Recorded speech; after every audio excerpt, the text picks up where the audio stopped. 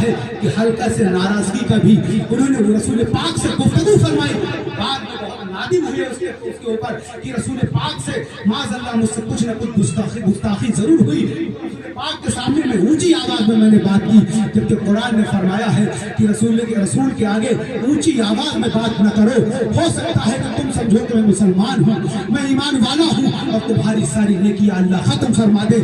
اس لیے یہ بات آپ کو معلوم ہونا چاہیے. تو جب ہوا تو مولا علی کرم اللہ وجہہ الکریم وہ لکھ رہے تھے تو انہوں نے لکھا محمد رسول اللہ. تو وہ جو مقابلے میں آیا تھا اس نے کہا محمد رسول اللہ نہ لکھو بلکہ یہ لکھو محمد بن عبداللہ، کیونکہ وہ اگر یہ مان لیتے کہ محمد رسول اللہ ہے تو جھگڑا ہی ختم ہو جاتا، معاملہ ہی ختم ہو جاتا. تو انہوں نے کہا یہ نہیں لکھا جائے گا بلکہ یہ لکھو محمد بن عبداللہ سے میرا معاہدہ ہو رہا ہے.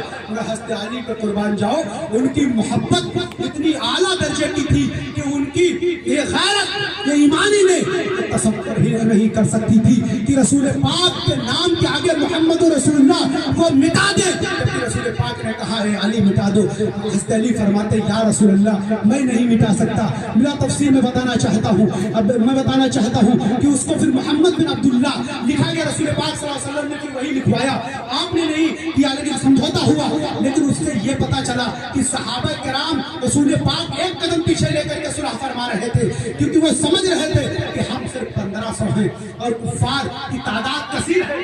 ہم اس قابل اس وقت ظاہراً نہیں ہے کہ ان سے بازوؤں کی بنیاد پر لڑائی کی جا سکتی ہے، جنگ کی جا سکتی ہے، معاملات کو بڑھایا جا سکتا ہے. لیکن اللہ تبارک و تعالیٰ نے قرآن میں فتحنا لک فتحا مبینا کے حوالے سے آیت قرآن میں نازل فرما دی کہ بہت اب جلد سے جلد آپ کو فتح مبین ملنے والی ہے.